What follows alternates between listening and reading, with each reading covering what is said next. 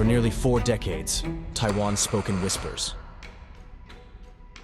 The presses were silent. The streets watched. The future fixed.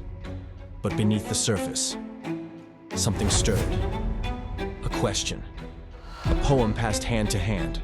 A song banned from the radio, but hummed in dorm rooms after dark. In the quiet, a movement was growing. And when the walls finally cracked, the voices poured out. Taiwan was waking up, and the world was listening.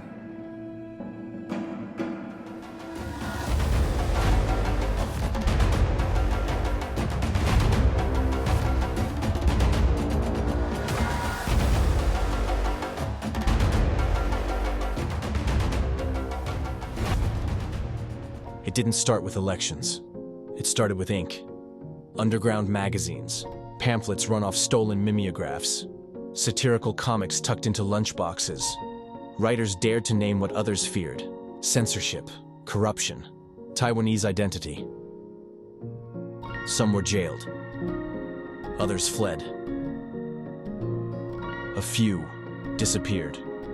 But the words survived in art galleries, on cassette tapes, between the lines of novels and songs.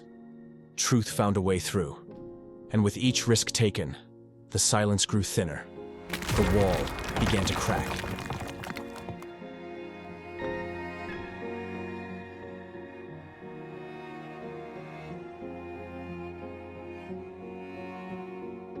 In 1986, they broke the rules by forming a party that wasn't allowed to exist. They called it the Democratic Progressive Party, the DPP. Its founders were lawyers, writers, activists, veterans of prison cells and protest lines. They stood for human rights, for free speech, for a future beyond one-party rule. They ran candidates, even before they were legal. The government called them subversives, traitors, radicals. But in the streets, people cheered, people voted, people hoped. A new kind of politics had arrived, and Taiwan's future would never be the same. For 38 years, martial law gripped Taiwan, the longest stretch in modern history. No protests, no new parties, no press without permission.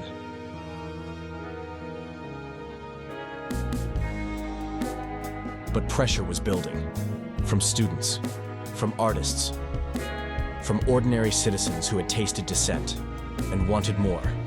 In July of 1987, the government gave way. Chiang Ching-kuo, son of the Generalissimo, signed the order. Martial law was lifted, the gates opened, and the island exhaled.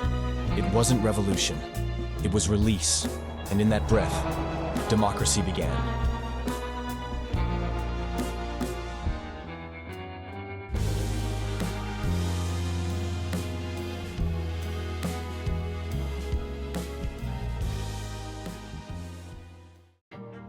With martial law gone, Taiwan stepped into uncharted waters. The first local elections brought crowds, not just to vote, but to witness. Televised debates filled living rooms. Newspapers published without censors. Satirists found their voice again. Opposition leaders once jailed, now stood on stage. Some campaigns were chaotic, some candidates theatrical. But that, too, was part of democracy. The noise, the mess, the thrill of choosing. For the first time in generations, the future felt like something the people could shape. In 1990, they gathered by the thousands. Students filled the plaza before the presidential office. They carried lilies, they carried signs. They carried the dreams of a generation. It became known as the Wild Lily Movement. Their demand was simple: real democratic reform.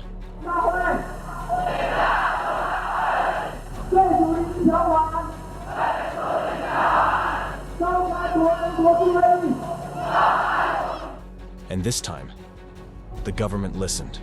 The president met with the students, and slowly, the system began to change. Elections became freer. Laws were rewritten, and for many, activism became a form of patriotism, a way to love Taiwan by reshaping it. From campuses to corners of the diaspora, Taiwanese people found their voice and used it.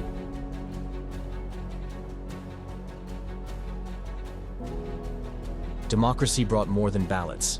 It brought questions. Who are we? What does it mean to be Taiwanese? For decades, identity had been dictated by flags, by textbooks, by fear. Now, people began to choose. Some reached for old roots, indigenous, Hakka, Hoklo. Some honored Chinese heritage. Others looked outward, toward a distinct island identity. The answers were not always the same, but the asking itself was revolutionary. To say, "I am Taiwanese," was once an act of defiance. Now, it was becoming an act of clarity. Democracy in Taiwan did not arrive with a bang. It arrived with persistence, with courage, with voices that refused to stay silent in the face of fear. They wrote. They marched. They voted, and piece by piece, they built something new. A democracy not imported, but grown from the ground up.